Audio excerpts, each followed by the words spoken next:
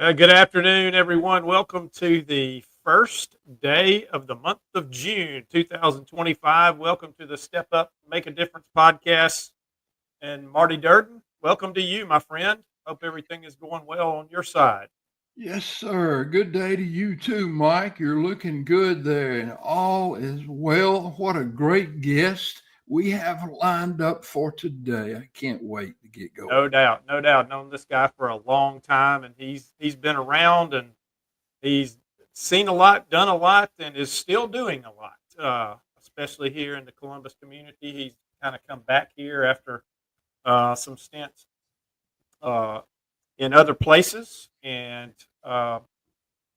very well known around this Columbus community, and very well known really around the Southeast. Because I'll tell you, he was one heck of a recruiter back in his day, before he became a head coach, and after he became a head coach. But joining us today is the head of school at Calvary Christian School here in Columbus, Georgia, Mr. Jonathan Norton himself. And Jonathan, welcome to the Step Up podcast.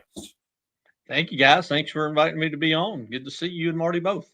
Oh, absolutely, always good to see you, my friend. We go back a long ways. I met you in 1995 when I came to Columbus, and I'm telling a little bit about our both of our ages a little bit, but um, you know we worked together for a lot of years at Columbus State and got to be friends, and especially when we were all down in the basement of Woodruff That's right. Gym with in cubicles down there. Very Uh, close. yeah, very close family down there for sure. And you've been you've come through the ranks and you've served as college a college head coach, and you've worked at a lot of levels, and now you've been in school administration for a little while. First at Winbrook School here in Columbus, and now at Calvary as the head of school. And it's just been great to watch your career develop over the years, and see what all you've done. And it's great knowing what kind of person you are, what kind of man you are. That's the coolest part of it. Thank you. Hey, and that's why we invited you, Jonathan, because you are the person that we admire. You make a difference, and that's what this show's all about. And let me just set the stage here. You guys are youngsters, man. Listen, my watch has got Roman numerals. That's how long I've been in this thing. Your watch is still a sundial like they used on the Flintstone, didn't it?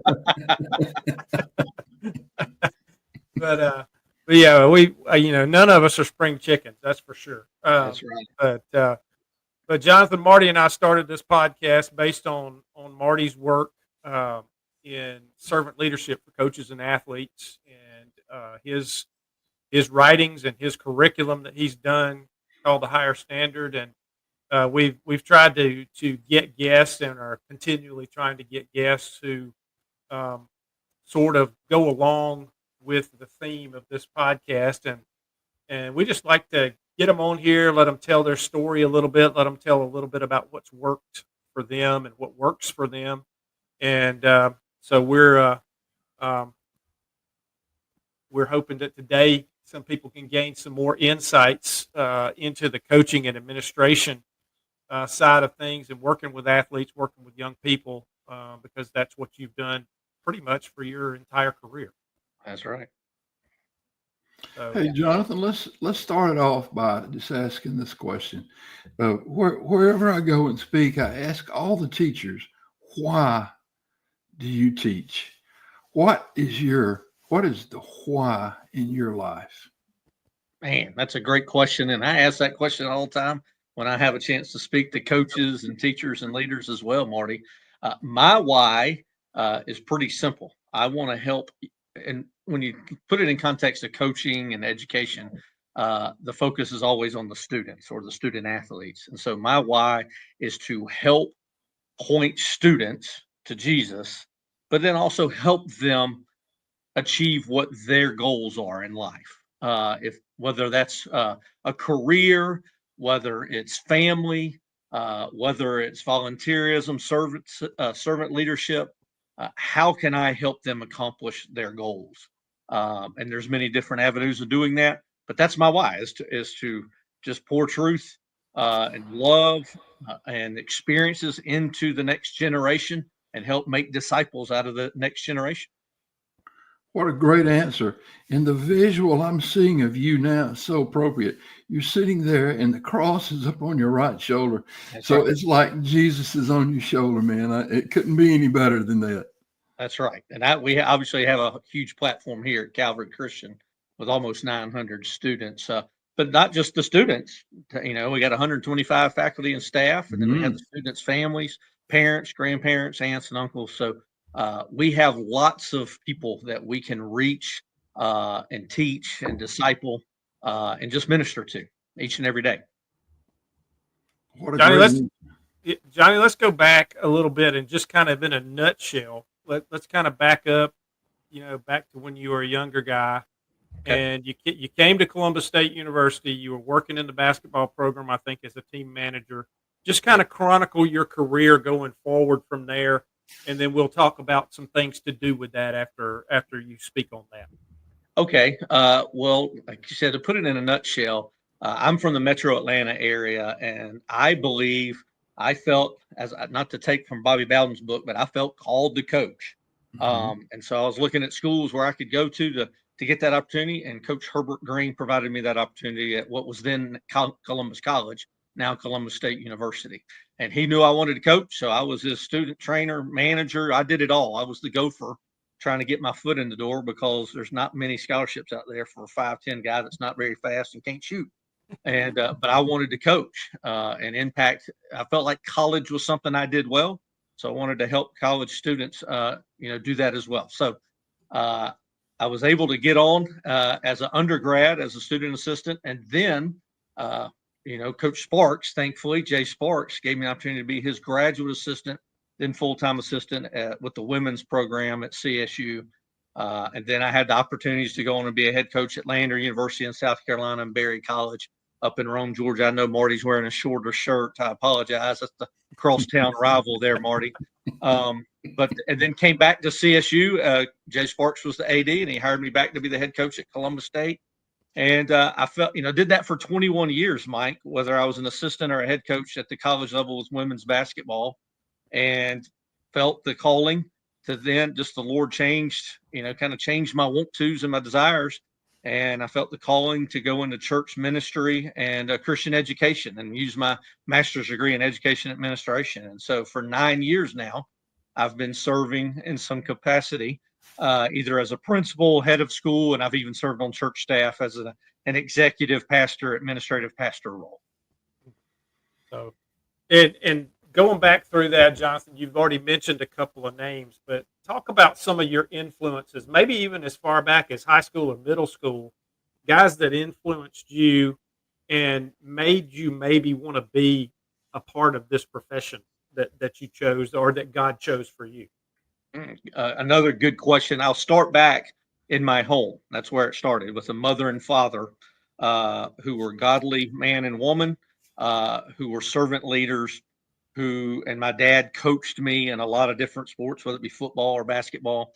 And so that's where it all started. I saw the influence that coaches could have then. Then my high school coach, Jim Van Hooser, again, in a public school setting, was a godly man who really kind of gave me the bug to want to coach and teach. And so then you take that, translate it, and go to college level. And I had two of the best, Herbert Green and Jay Sparks. And wow, that kind of sums it up. You start at home with a mom and dad, then a great high school coach who gave me that bug. And then I honed my skills, if you will, and was mentored under Herbert Green and Jay Sparks, and then many pastors along the way as well, Mike. My pastor that in my home church, Dr. Mike Minix, and then our pastor in Rome, Georgia, Pleasant Valley South, Dr. Phil May, who I still talk to today, and then my pastor who I worked with, who is also a friend, and my pastor, Craig Bowers at Winbrook, and now Ricky Smith here at Calvary. All of them have mentored me as well and taught me how to be a shepherd leader, if you will. Mm-hmm. And that's awesome. And that's a great lineage that you've got there going all the way back, especially to your home. Yeah, absolutely. I also like that that picture there when you use the word shepherd, because so many times, Jesus used that example, Right. and in the Bible, I mean, the Lord is my shepherd. Gee whiz, one of the classics, right, in Psalms. And I think that's kind of what the framework for servant leadership is being a shepherd. Amen. There's definitely a pastoral obligation that we as coaches, as a school administrator, that we have to take care of other people and nurture them in their spiritual lives. And it's just interesting that is one of the things that you leaned into here at the beginning of the show. So I appreciate that. Yeah, appreciate that aspect. And Marty, if I may, something I didn't realize that I would be getting into as much when I got into coaching, especially on the women's side, was that need to be a father figure in their lives. And I can't tell you how many teams. I remember speaking one time, one of the teams I was a head coach of, there was 13 young ladies on our team. 7 of them didn't have a father figure in their life at all. Not a father, not an uncle. I was the only male influence in their life. And so you realize, wow, what a huge responsibility, but also an opportunity to make a difference and making an impact for the kingdom. And absolutely. And, statistically speaking, in Muskogee County, it's 28% of all homes. These are Georgia public schools. 28% of all students in Muskogee County have a single parent, and 80% of that time it's a single mother. Correct. And almost all of those single mothers are millennial age. And just think about a mother trying to get her kids to school and trying to pay bills when the median income in the county is $34,000. Right. How can that mom do that? It's just, she's got to be a superhero. And I think you hit it on the head right there. One of the biggest issues, one of the biggest failures we have in America today, the crisis is fatherless homes. Yeah.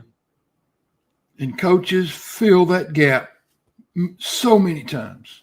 That's right. Coaches and teachers. That's right. And pastors and youth leaders. And we've talked about that fact so many times already, just in the few weeks that we've been doing this podcast, is how coaches stand in the gap. And that's one of the reasons we named this podcast Step Up, because coaches are required to step up. You have to. You really don't have a choice as far as to step up and stand in that gap for those kids. But I want to go back to something on that word shepherd. A lot of people think that it's just the guy who sits out in the pasture with the sheep and watches over them and all that kind of stuff, but there's a whole lot more to being a shepherd. That shepherd is the provider. He is the leader, and he is the fierce protector. That's right. Of his flock. And sometimes that requires a little bit of saltiness in there. I guess that's a nice way to put it. But sometimes you have to be a fierce protector, and you have to be a fierce disciplinarian to keep your flock kind of in order. And just kind of talk about that a little bit in your experience coming through.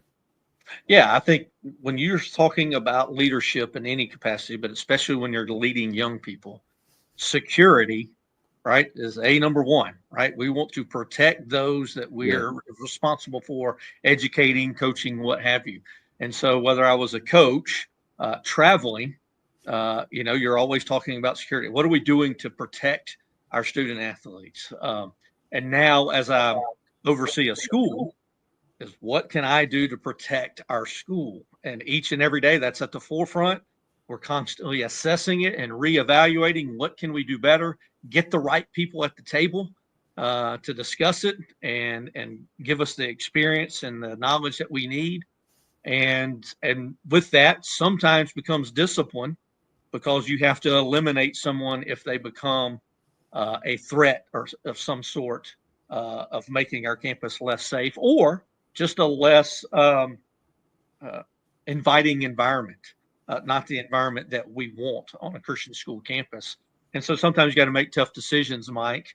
But you always are doing it for what is best for these all students in the entire school, not just one or two, but what's best for all students in the entire school. And so when we do that, we clearly communicate it. Here's what we're doing. Here's why we're doing it. And most people understand completely, hey, we respect that. This is for safety. So that's a part of being a shepherd in the sense of an administrator of a school or the coach of a team. But you're still there to guide, right? Point them in the right direction. You're still there to help heal in the case of an injury. I think of a shepherd in the field. If a sheep is injured, then they're there to bandage them up, whatever they got to do to nurse them back to health. We're there to do the same thing for our students, our faculty and staff. It could be not a physical injury. It could be mental or emotional or spiritual. And so we're there to help heal in the healing process as well. So yes, I view my role as a shepherd 100%. It's interesting. I had a student this year in one of my classes, and we were talking about this idea of servant leadership. And she did a little presentation. And in that presentation was a guy who was an actual shepherd in Ireland.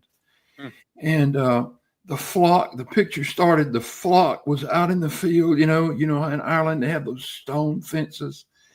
And someone came and called the sheep. They just kept on grazing. They didn't know this person, Didn't know his name. Send another person in, call the sheep. No response. Third person, no response. Then the shepherd comes to that same spot and calls the sheep, and they come running to him. And I thought of that verse, my sheep know my voice. Right. And I think that security that you're talking about is they trust you, Jonathan.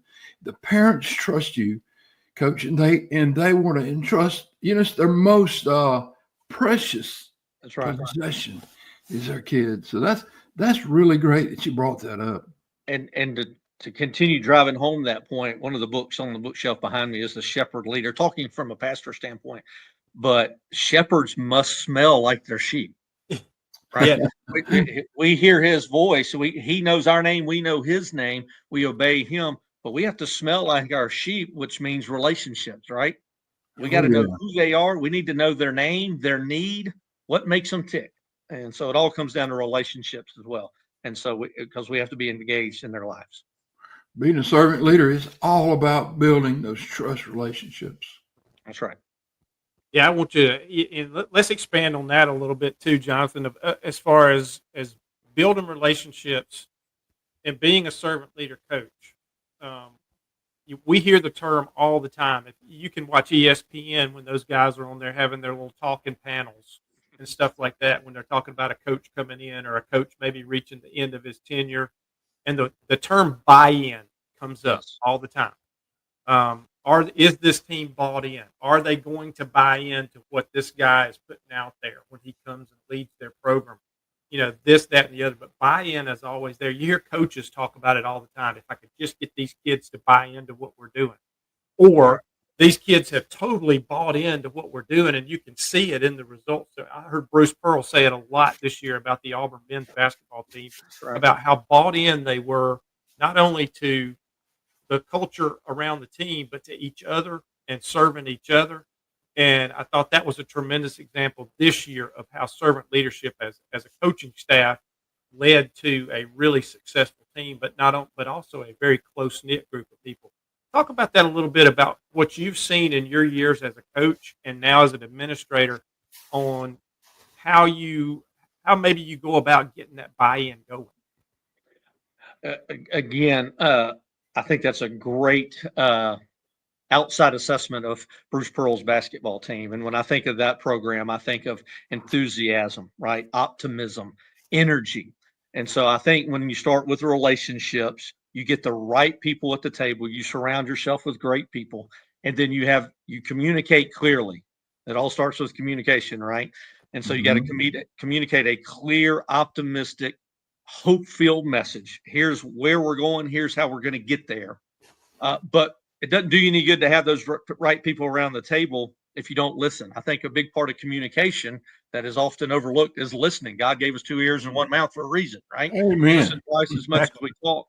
And so we got to be listening, obviously, to the prompting of the Holy Spirit in our lives and to the Lord. But then we got to listen to the people He's put in our lives to help us. And so I think to create buy-in, you bring those people to the table, you listen.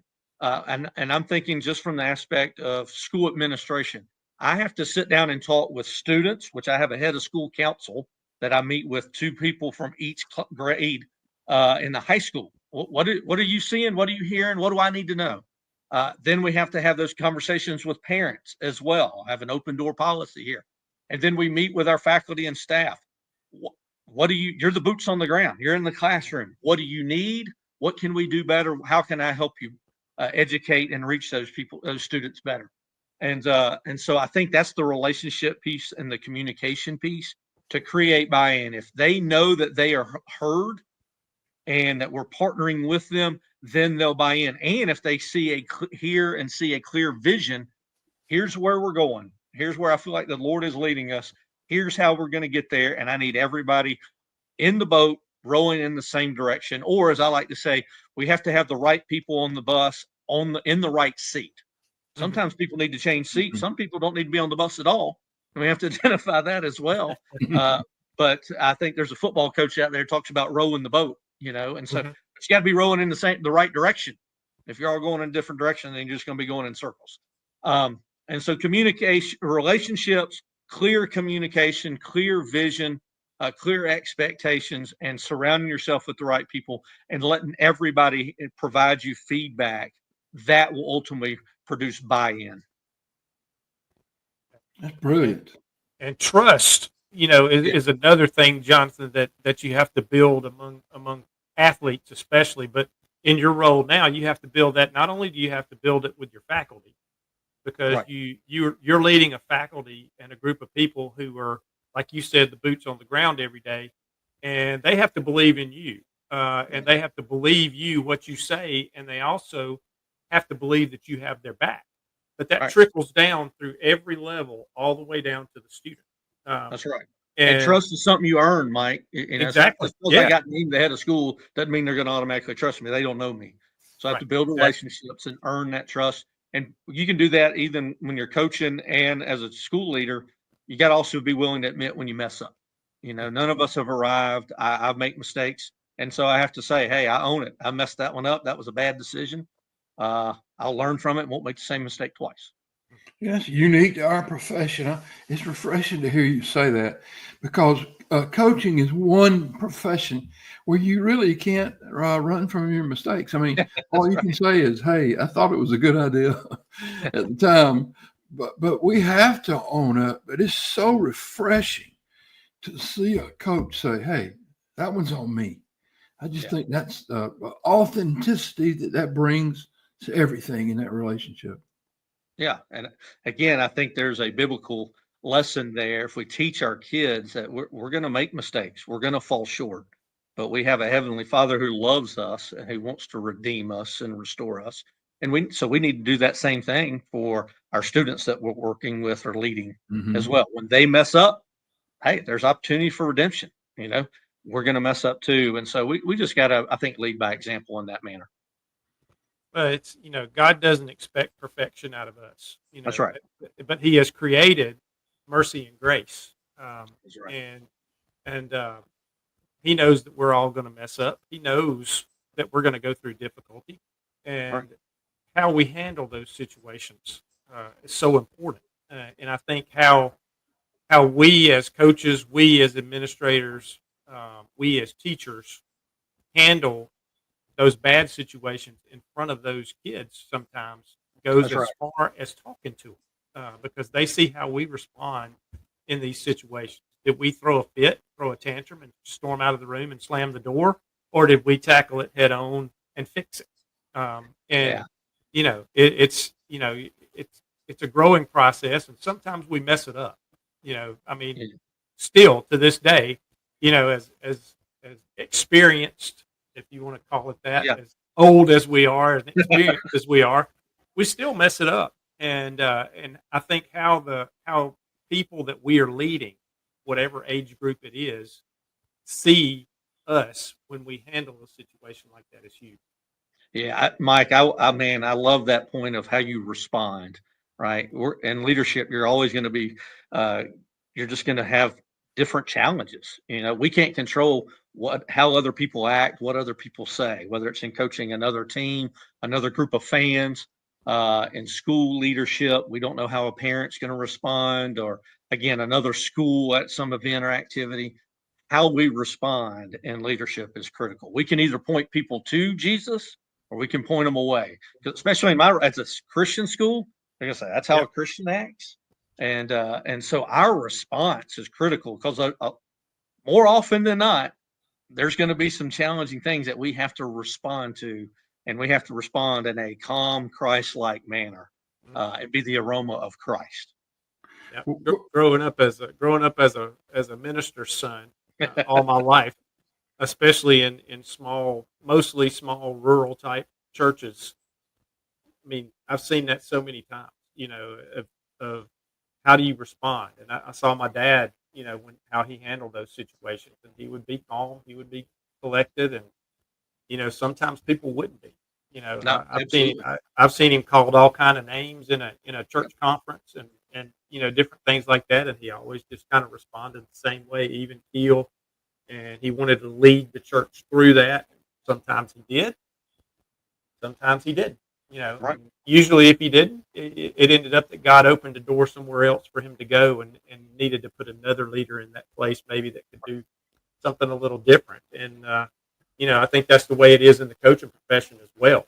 Sometimes you take a program as far as you can, and maybe it's time, that God has somewhere else for you to be, and needs to bring somebody else in there to take it to the next step. But talk about that in your career too, and what you've seen as far as change and flux going on in different levels of your experience.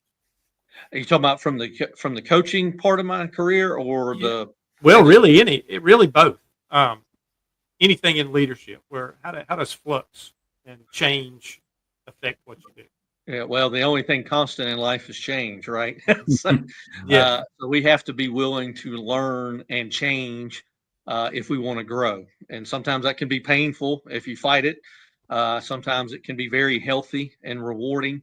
When I think back to the coaching aspect, there was a time, and I learned under Coach Green and Coach Sparks, just from an X's and O's standpoint of running set plays to get certain people certain shots in basketball, right?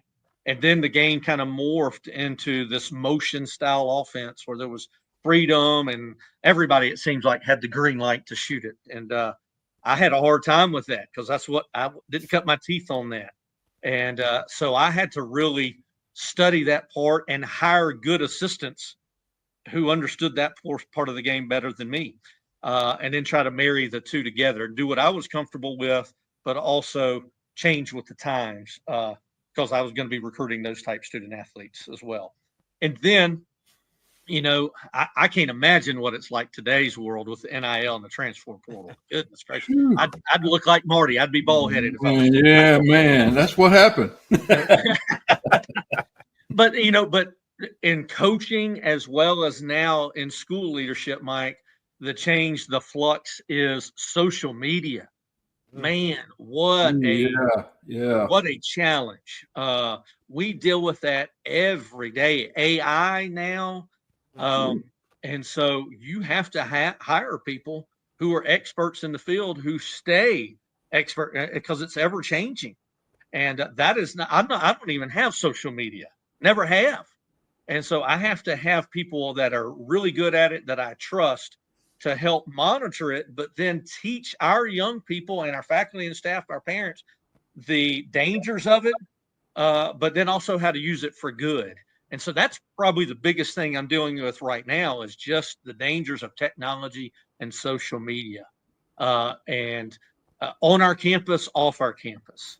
And then, even in high school sports, middle school sports, fine arts, and academics included, it's kind of, what have you done for me lately? That's another change probably in the last 5 to 10 years. Is everybody's always looking for something better. The grass is always greener. So if they don't meet my need or what they think is their need, then they'll just transfer. And so that's a biggie, is retention. How can we make sure we're doing what we say we're going to do and do it with excellence? And have our students and our families see the value of Calvary Christian School, or it could be the value of Columbus State University or Auburn University basketball, football, what have you, is they got to see the value in staying where they are, growing through some of the changes and challenges that young people go through. And I think that's something that we can do better as coaches, as educator, as parents, is teach our kids it's okay to fail. And then they can use that to grow through it. Not just, well, it didn't work out here, I'm going to jump ship and go somewhere else. It's just so easy in our society to just cut and run, and that seems to be the way that people approach that. But I think as parents, we rob our kids of struggle sometimes.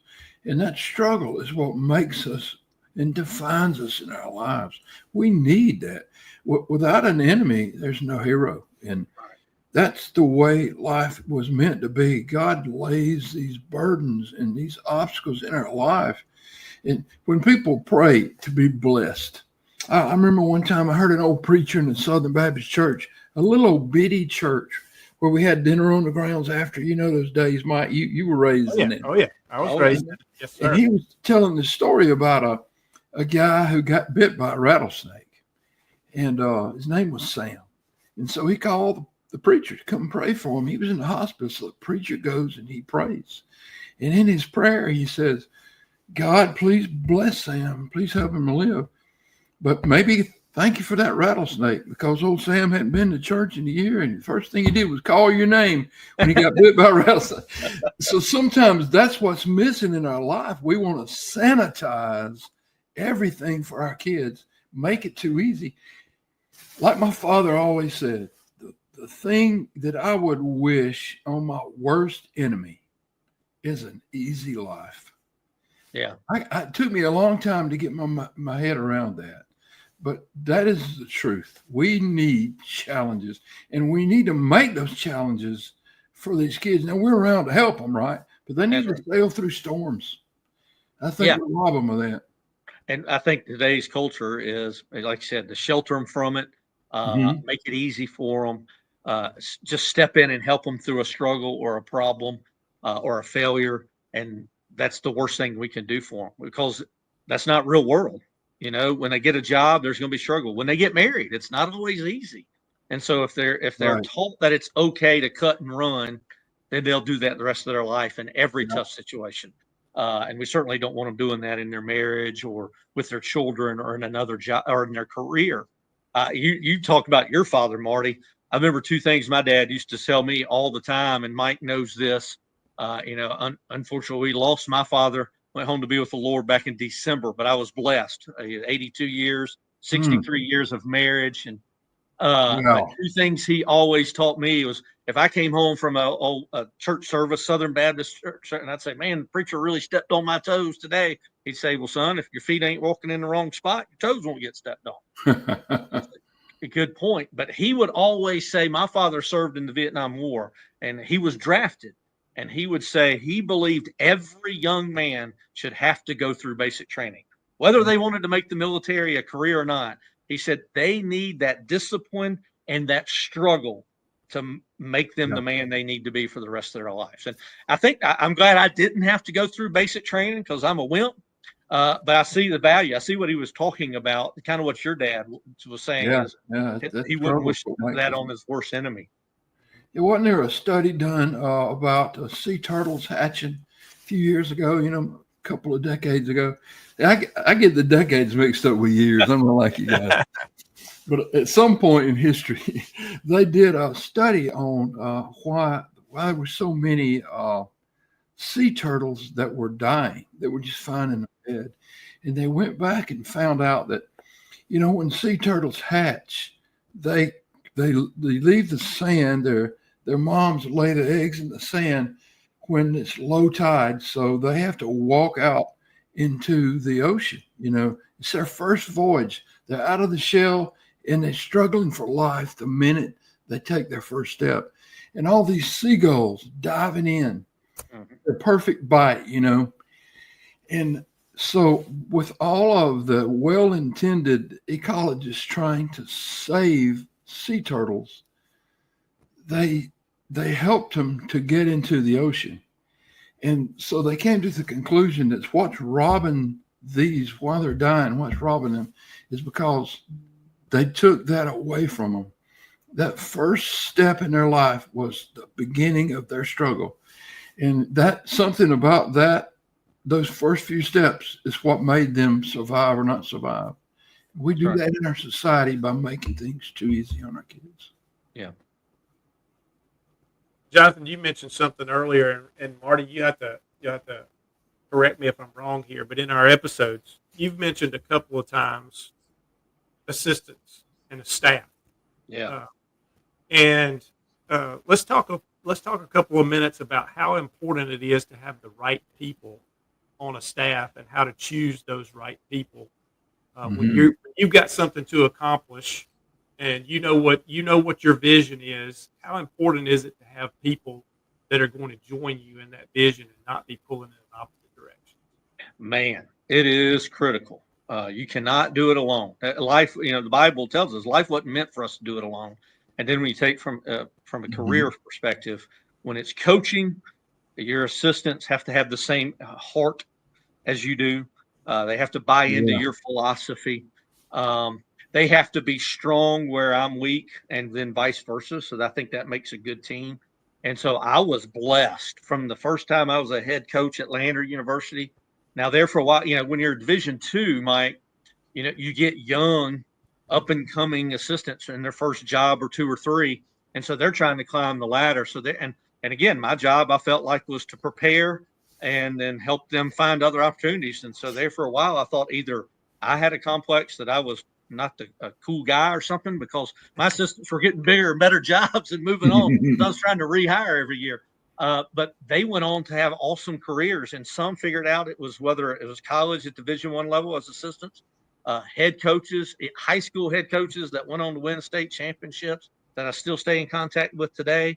Then I think back to when I was here at CSU, and whether it be grad assistants, full-time assistants, they went on. One of them, Quasi Timmons, is a head high school coach now at East Coweta High School. And, you probably remember Aisha, Alexander, and Shatil. Shatil's not Bradford anymore. She got married, and I had the blessing to do her wedding. Wow. And Shatil's husband, by the way, is defensive line coach for the Miami Dolphins. So, Wow. Just to have them and the buy-in, man, it is critical because they can, when they're younger as well. When I got up to my 40s, a 45-year-old man talking to a college-age female, I'm viewed as the father figure. And sometimes it may fall on deaf ears or they just see me as a fuddy-duddy. But a young 25 to 30-year-old female who's not far removed, they can say things to those players that I couldn't say. Or they had a perspective that maybe I didn't understand, and I needed them to share that perspective. But again, just hiring the right people and to not be yes people. That's another critical point. They got to be able to look me in the eye and say, no, you're wrong there. I think we need to look at it this way, or we need to do this. And then I got to trust them that they have my best interest and the program's best interest at heart. Then when you take that to the education world with faculty and staff, again, I want teachers that have the same heart that I do, that we're going to build relationships with our students. They're not just a number. It's not just about the grade. It's about grace and grade, right? That we're going to love them. We're going to walk with them through all these different struggles in this journey because life is hard. Marty mentioned it. Just because we're a Christian school, we're not immune to all the world's problems. So we have those in single parent homes, right? We still have those who are battling depression, those who are battling eating disorders, those who are been bullied. Something's going on in their life. And so I have to hire assistant principals, and teachers who have the same heart to love our students enough to get to know them, to roll their sleeves up, to get dirty, and then teach. If they don't get it, reteach, whatever we got to do to reach and teach them. And having the same heart, the same buy-in that you had talked about earlier, But man, hiring the right people is critical. It can either take you up to a few more notches, or it can set you back if you mess up and you get someone who's a cancer with the wrong heart and that doesn't buy in. That cannot go well. But I've been blessed that I haven't had many of those. All my assistant coaches when I was coaching are tremendous. I still talk to them today, and then we've been blessed, whether it be at Winbrook or here at Calvary, with incredible teachers, incredible administrators, and directors who have the same heart and that have the same buy-in.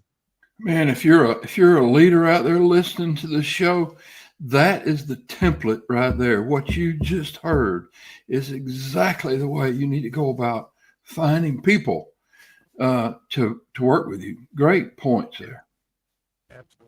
Absolutely. Well, we're getting a little down to our time here, but Jonathan, I want to go back and bring something up. And you mentioned your dad and your mom and what an influence they were on you, but never forget your dad, man. He was my buddy, and he would always seek me out every time he came to ball games when I was working at CSU. When we were working together there, he'd always come find me and talk to me for a few minutes. And love that man, and he was tremendous. And I know what you mean. When you talk about the influence he was on you, but I also know what you mean about the influence that family has on you, getting you started and pointed in a direction to go.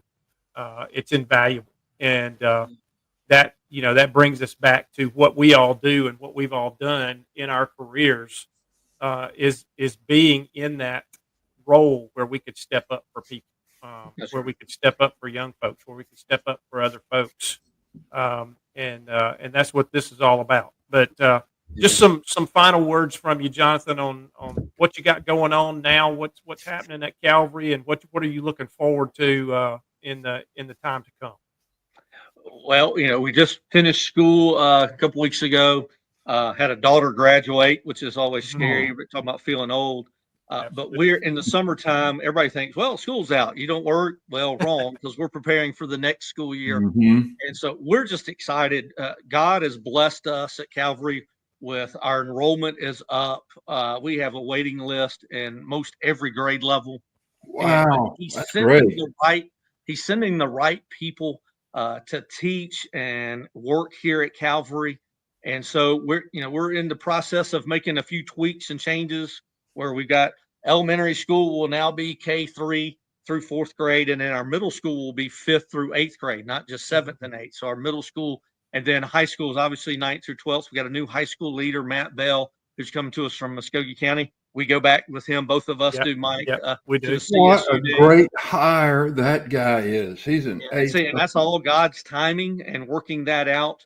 And so, and he's sending us some incredible teachers.